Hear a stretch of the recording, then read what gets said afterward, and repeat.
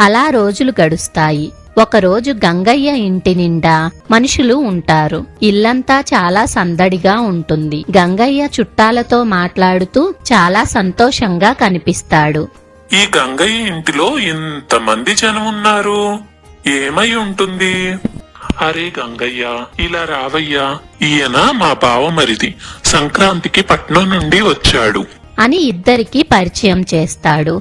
వారు చాలాసేపు మాట్లాడుకుంటారు. వీరయ్య మాట్లాడుతున్నాడన్న మాటే కాని తన మనసులో గంగయ్య ఎలా ఇంత సంతోషంగా ఉంటున్నాడా అని ఆలోచన. పిండి వంటలు వండుతారు.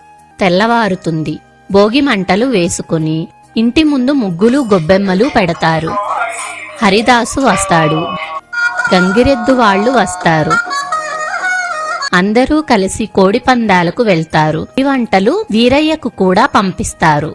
పండగ అవగానే ఎక్కడి వాళ్ళు అక్కడికి వెళ్లిపోతారు.